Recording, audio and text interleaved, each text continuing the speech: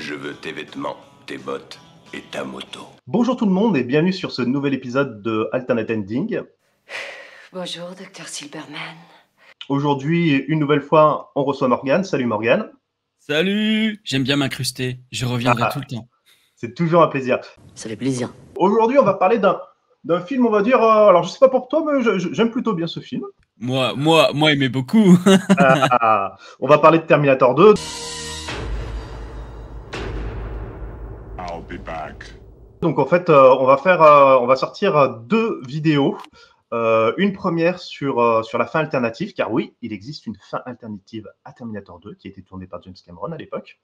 Et ensuite, on va faire une deuxième vidéo où on va parler de la version longue du film, parce qu'il y a aussi beaucoup de choses à dire dessus, en espérant que ma caméra tienne jusqu'au bout. Ouais, c'est Skynet, c'est Skynet. C'est ça, ouais, Skynet veut me faire taire. D'ailleurs, j'ai acheté, pour l'occasion, pour voir la version longue, j'ai acheté le Blu-ray, parce que j'avais jamais vu la version longue avant.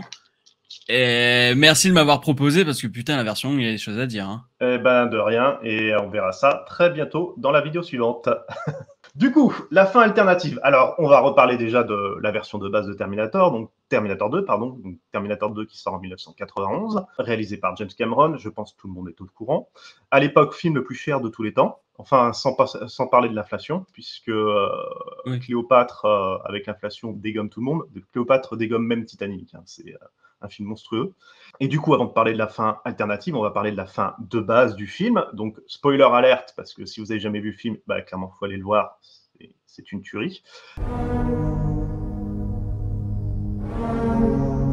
On va parler de la toute fin du film, donc après la partie dans la Syrie. Qu'est-ce qui se passe? James Cameron, en fait, filme une route de nuit. Plan qui vient plusieurs fois dans le film, d'ailleurs, à chaque fois qu'il y a la voix off de Sarah Connor. Et on l'a une dernière fois, et Sarah Connor parle et dit que pour la première fois de sa vie, elle avance vers l'inconnu, et que finalement, comme le Terminator a réussi à devenir humain, peut-être que nous aussi on peut. Because of a machine, a Terminator can learn the value of human life. Maybe we can too. Ça, c'est la version de base. Mais en fait, il y a eu une autre version qui a été tournée, et on va la découvrir maintenant. Du coup, on va lancer la vidéo, et Morgane, tu vas pouvoir la voir en direct.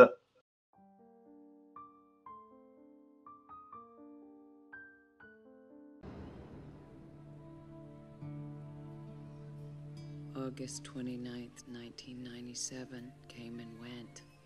Nothing much happened. Michael Jackson turned 40. There was no Judgment Day. People went to work as they always do. Laughed, complained, watched TV, made love. I wanted to run through the street yelling, to grab them all and say, every day from this day on is a gift. Use it well. Instead, I got drunk. That was 30 years ago. But the dark future, which never came, still exists for me. And it always will, like the traces of a dream. John fights the war differently than it was foretold. Here, on the battlefield of the Senate, his weapons are common sense and hope.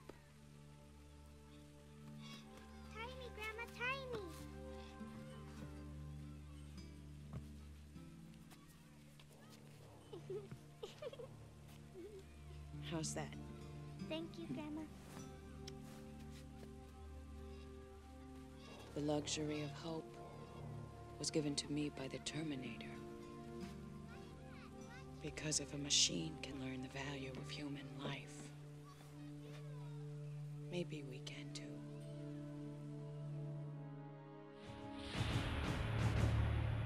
Voilà. Il y a des choses à dire sur cette fin quand même. Ah.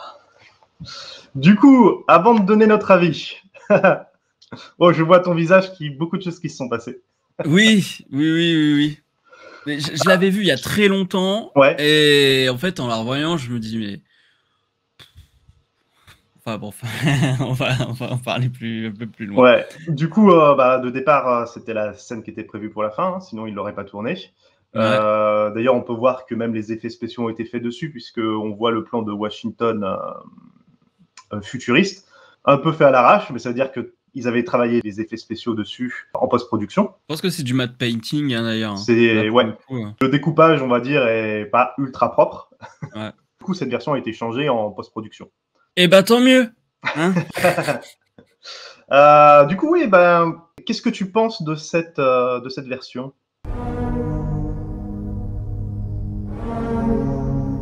Alors, il y a des choses qui me font énormément marrer quand même. C'est cette vision du futur, Mhm. mais avec un regard années 80, début 90, Ouais. typiquement comme Retour vers le futur 2, tu sais, où t'as ce futur, mais qui en même temps reste très années 80, dans les délires couleurs. Ouais, après, il y a aussi cette volonté de refaire la scène de la balançoire.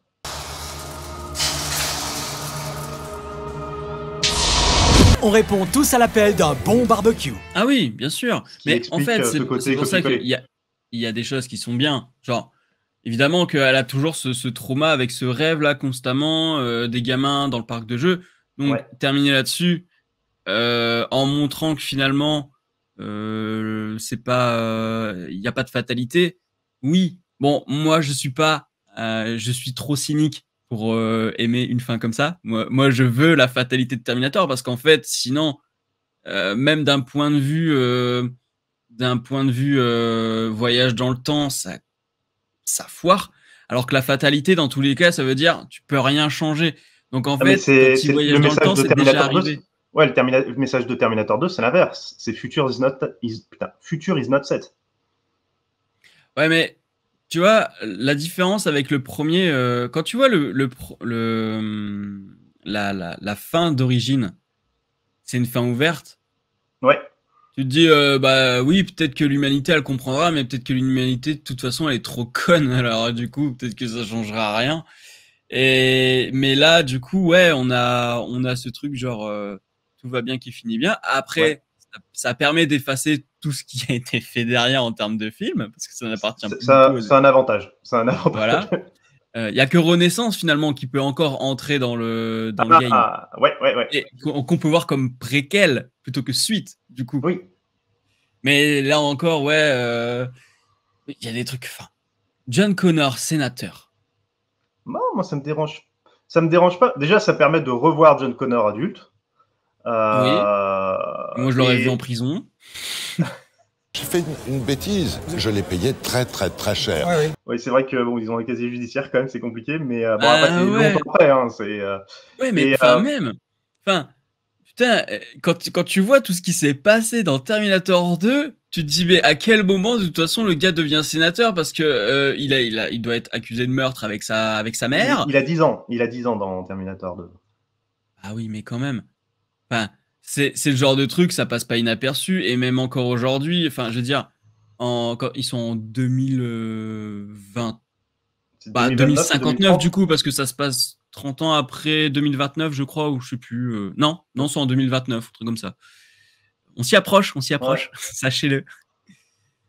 Et du coup, en fait, ce que je trouve pas logique, c'est, t'as le psychiatre, il a vu le truc.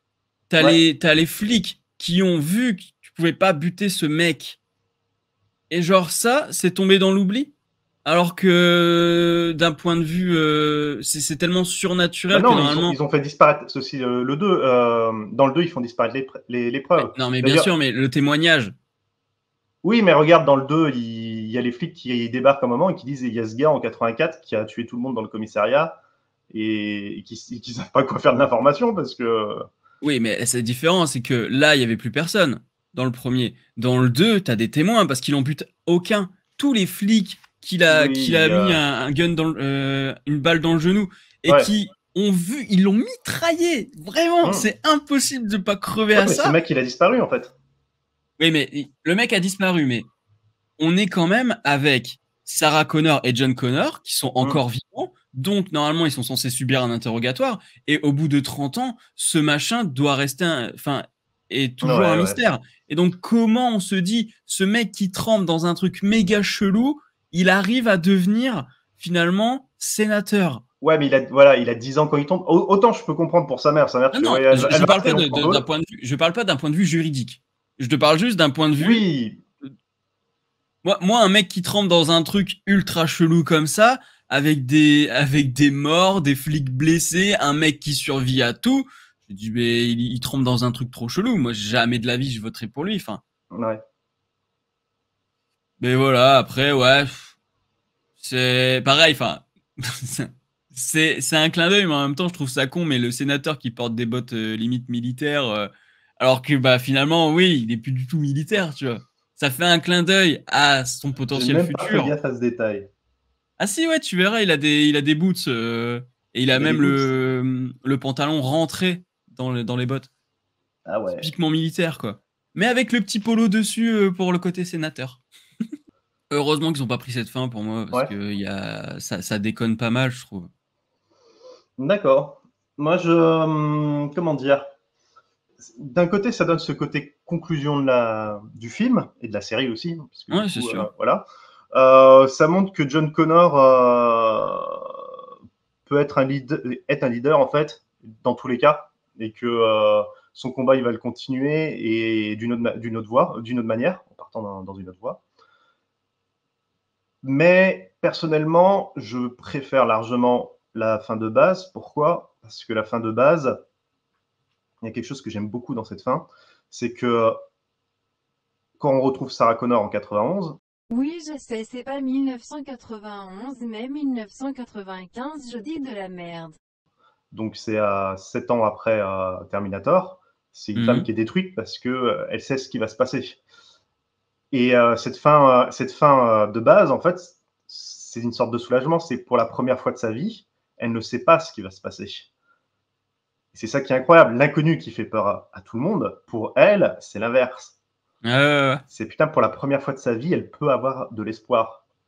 Et du coup, je trouvais cette fin super forte et beaucoup plus intéressante que la fin alternative qui finalement, oui, est un happy ending, mais beaucoup moins profond. Alors qu'en plus, l'autre fin, en fait, ils ont gardé les deux fins de la phrase qu'ils avaient tournée dans le futur, puisqu'en fait, c'est les mêmes phrases.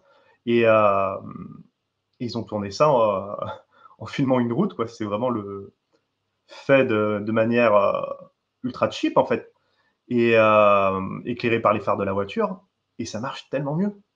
C'est cheap. Enfin, C'est ça cheap, coûte pas. c'est facile à faire, voilà, c'est ça. Voilà, ça coûte pas énormément, mais en termes de symbolique, c'est beaucoup plus fort parce que justement, la route, elle éclaire Exactement. à peine le devant de la route et tu sais pas ce qu'il y a au-delà. Ouais. Et donc, c'est super beaucoup plus intéressant. intéressant d'avoir fait une fin comme ça, même dans la mise en scène qui correspond au message, quoi. Ouais. Alors que, bah, vraiment, cette fin alternative, pour le coup, au-delà du message de finalement, tu vas pas voir crever les enfants dans le parc de jeux. Ben, dans la mise en scène, ça reste plutôt très classique, tu vois. Il y a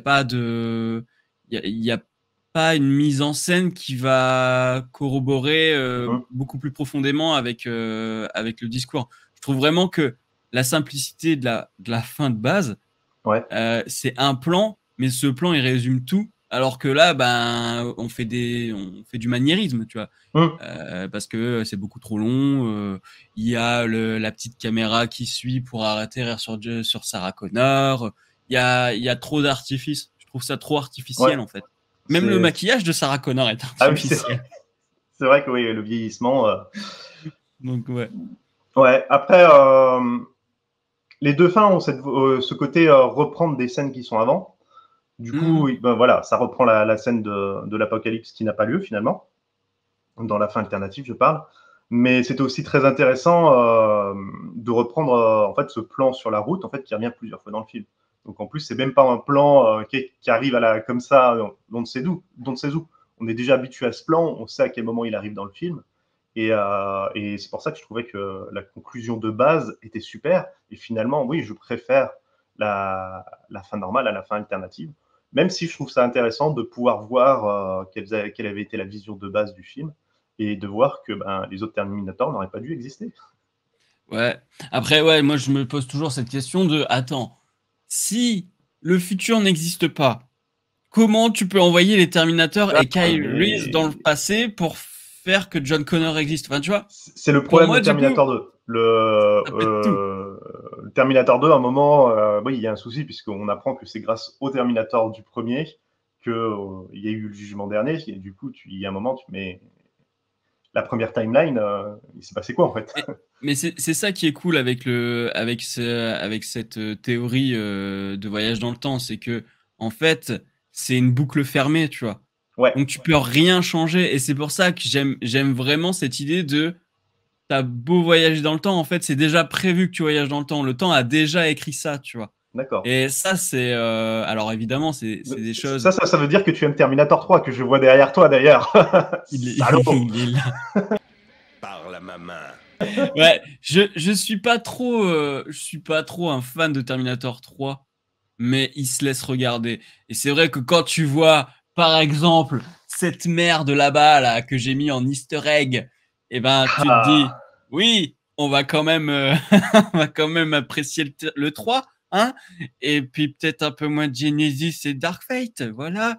Ouais. Bah, le 3 et l'histoire de base est intéressante. Le problème, c'est la mise en scène et le côté second degré du film. Ah bah il est totalement cartoon, hein.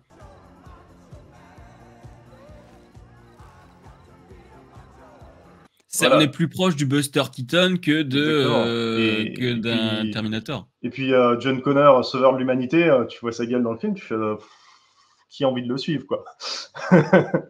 J'ai jamais compris pourquoi ils ont pris cet acteur dans ce film-là. Pourquoi moi?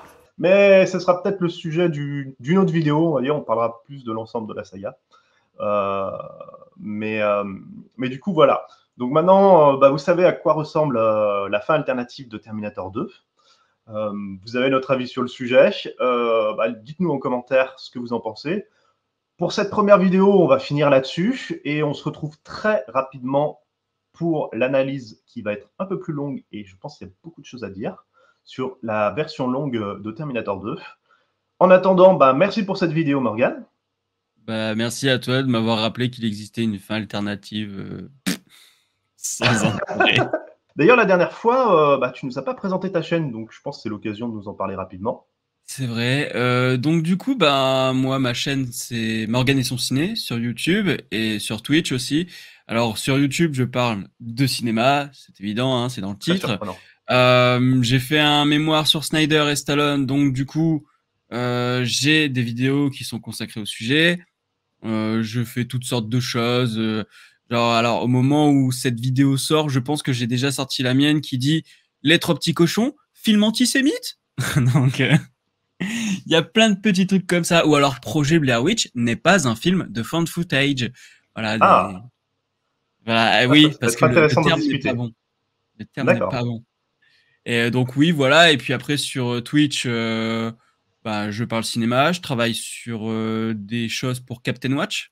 Donc, CaptainWatch.com, réseau social de films et séries, dont je fais partie. Je fais partie de l'équipe. Et donc, du coup, je vais créer du contenu pour les réseaux sociaux, tout ça. Et puis, il y a du jeu vidéo, il y a du React. Je vous conseille mon React sur la vidéo d'MJ qui dure 3 heures et quelques et où il explique avec des bêtises monumentales pourquoi Bad Girl n'est pas sorti. Parce que c'est des vilains méchants pas beaux, cis blancs hétéros. C'est vrai que c'est un peu. J'ai vu ton React. Ces arguments sont parfois assez originaux, on va dire. Originaux. Le mec qui veut pas se mouiller. Non, mais faudrait. C'est juste que c'est pas le sujet de la vidéo et. Tout à fait. Cela ne nous regarde pas. Et ce fut un plaisir de te recevoir. Et puis tout le monde, bisous viril et à très bientôt. Salut. Salut.